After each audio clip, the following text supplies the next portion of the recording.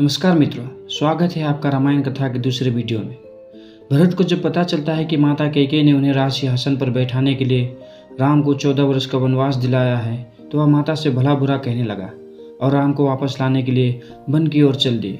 उधर वन में प्राकृतिक शोभा से युक्त दर्शनीय स्थल चित्रकूट पर्वत पर निवास करते हुए राम सीता प्राकृतिक छटा का आनंद ले रहे थे। सहसा उन्हें चतुरंगिनी सेना का कोलाहल सुनाई दिया और वन्य पशु इधर उधर भागते हुए दिखाई दिए।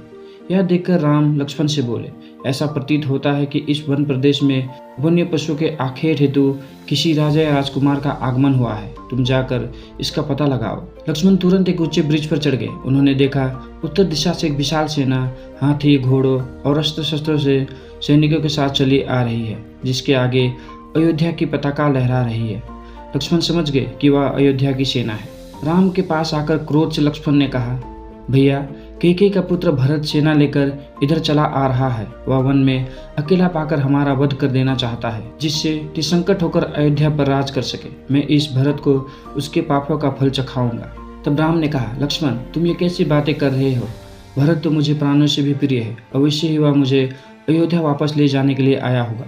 भरत में और मुझ में कोई अंतर नहीं है। तुमने जो कठोर शब्द भरत के लिए कहे वे वास्तव में मेरे लिए कहे हैं। किसी भी स्थिति में पुत्र पिता के और भाई के प्राण नहीं लेता। राम की वाणी सुनकर लक्ष्मण बोले, हे प्रभु, सेना के साथ पिताजी का सूर्य छत्र नहीं है, इसी से मुझे आशंका हुई। मुझे क्षमा करें। पर्वत के पास अपनी सेना को छोड़कर भरत शत्रुघ्न राम की कुटिया की ओर चले। उन्होंने देखा यज्ञ वेदी के पास मृगछाला पर जटाधारी राम वकल धारण किए बैठे हैं। वे दौड़ते रोते हुए राम के पास पहुंचे। भैया कहकर वे राम के चरणों में गिर गए।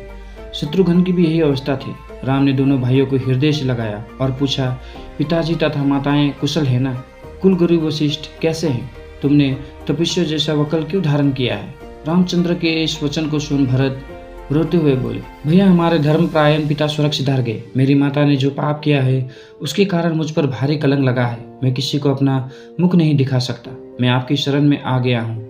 आप अयोध्या का राज्य संभाल कर मेरा उद्धार करें। संपूर्ण मंत्रिमंडल, तीनों माताएं, गुरु वशिष्ठ आदि सब यही प्रार्थना लेकर आपके पास आए हैं। मैं आपका छोटा भाई हूँ, आपके पुत्र के समान हूँ। माता के द्वारा मुझ पर लगाए गए कलंक को धोकर मेरी रक्षा करें। जब राम भरत मिलाप हुआ तो भरत राम से लिपट कर रोने लगे। वह दृश्य बहुत ही मार्मिक था। भरत ने राम से कहा कि अयोध्या पर राज करने का अधिकार सिर्फ आपको है। आपकी जगह कोई भी नहीं ले सकता। और राम से अयोध्या वापस चलने की जिद करने लगे। इस दृश्य में भाइयों के बीच प्रेम को दर्शाया गया है। राम ने भरत को समझाते हुए कहा कि मैंने पिताजी को वचन दिया है कि मैं 14 वर्ष का वनवास पूरा करके ही अयोध्या लौटूंगा।